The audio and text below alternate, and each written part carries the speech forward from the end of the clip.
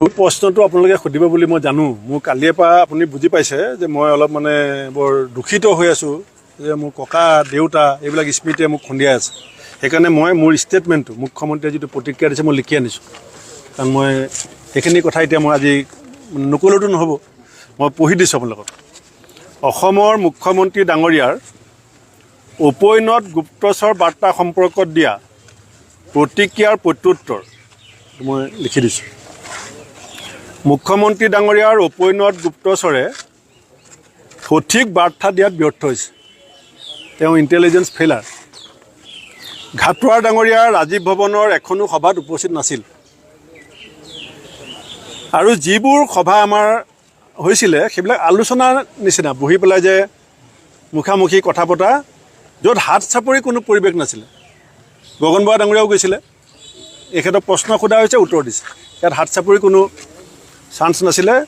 আৰু লিলি হোটেলৰ সভাত ঘাটোৱাৰ ডাঙৰীয়া যিহেতু প্ৰাক্তন সভাপতি, ছিনিয়ৰ মষ্ট লিডাৰ, সেইকাৰণে তেখেত তাৰ পাৰ্টিচিপেণ্ট নাছিলে। মিটিংখনৰ গেষ্ট অপনাৰ আছিলে। মই পাৰ্টিচিপেণ্ট নাছিলোঁ।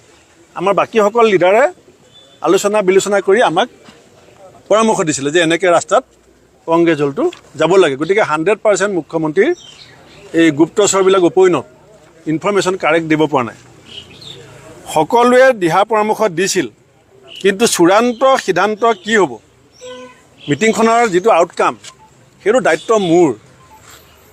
সেইটো পৱন সিং ঘাটোৱাৰ ডাঙৰীয়া প্ৰাক্তন সভাপতি, মই সভাপতি। এতিয়া কি চূড়ান্ত সিদ্ধান্ত হ'ব আৰু তাক ইমপ্লিমেণ্টেশ্যনৰ যিটো কৰ্তৃত্ব, সেইটো মোৰ। কালিলৈ আমি মিটিংবিলাকৰ পাছত কি কাৰ্যসূচী ল'ম, যিটোৱে CMক হতবাক কৰি তুলিছে, সেই কাৰ্যসূচী আমি ল'ম।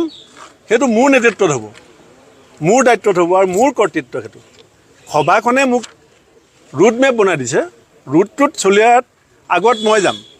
গতিকে মুখ্যমন্ত্ৰীয়ে গোটেই তথ্য বিভাগ। দ্বিতীয়তে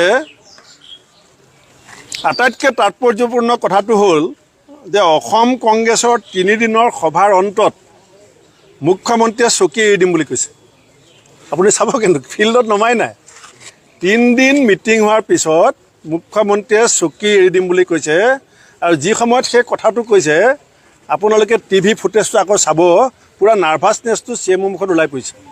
তেওঁ দেখা পাইছে এক্স CMটো, যেতিয়া তেওঁ কৈছে যে কংগ্ৰেছে মোক ইমান আক্ৰমণ কৰিব নালাগে, মই লাগিলে চকী এৰি দিম, সেইবুলি কওঁতে তেখেতৰ মুখত তেখেত যে প্ৰাক্তন মুখ্যমন্ত্ৰী হ'বলৈ গৈ আছে, সেইটো চকু মুখত স্পষ্টকৈ ওলাই পৰিছে।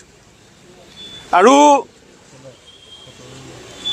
এই মুখখন চালে কালি গম পায় যে বতাহে যে গতিপথ সলনি কৰিছে, সেইটো তেখেতৰ পূৰ্বানুমানটো যে হৈছে, সেইটো তেখেতৰ মুখত ওলাই পৰিছে। আৰু মই মুখ্যমন্ত্ৰী ডাঙৰীয়াক আজি পৰামৰ্শ দিছোঁ যে ক্ষমতা হেৰুৱালে ঘপককৈ যদি গম নাপায় আগতীয়াকৈ, তেতিয়া কেতিয়াবা আঘাত অন্তৰত বহুত জোৰছে লাগে।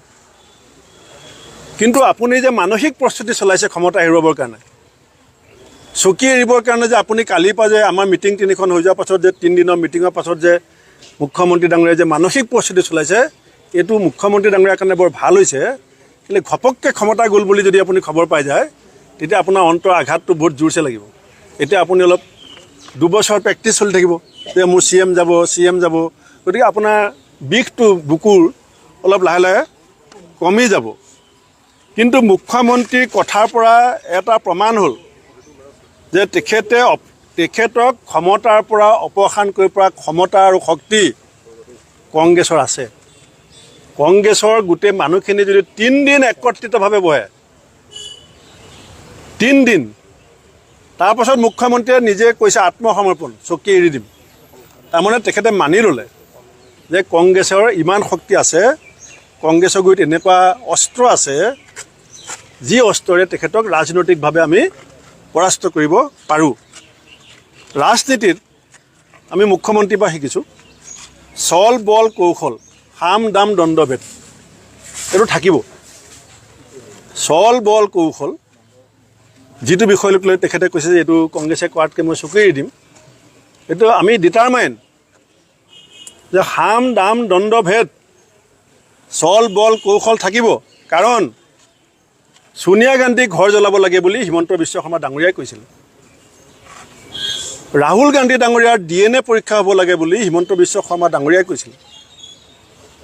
ইন্দিৰা গান্ধীৰ জন্মদিনত ৱৰ্ল্ড কাপ ক্ৰিকেট পাতাটো ভুল বুলি হিমন্ত বিশ্ব শৰ্মা ডাঙৰীয়াই কৈছিল মুখ্যমন্ত্ৰী হিচাপে। গতিকে সাম দাম দণ্ডভেদ চল বল কৌশল। আপুনি কোনোবাই যদি ভাবিছে যে একপক্ষীয় হ'ব নহয়, তেখেতৰ নিচিনাই আমিও সেই পথলৈ এতিয়া গৈ আছোঁ। মানসিকভাৱে ব্যৰ্থিত হৈছে বুলি কৈছে। এইটো স্বাভাৱিক, কিন্তু দায়িত্ব মোৰ এতিয়া সভাপতি মই। যি হ'ব আন্দোলন হ'ব, কাৰ্যসূচী হ'ব, প্ৰেছ মিট হ'ব, অন্য কিবা হ'ব কংগ্ৰেছ দলৰ, সেইটো সন্মুখত সভাপতি থাকিব সদায় সন্মুখত সভাপতি থাকিব। আৰু এনে ৰাজনীতি নোহোৱাই ভাল বুলি কৈছে। এৰি দিয়ক তেখেতে।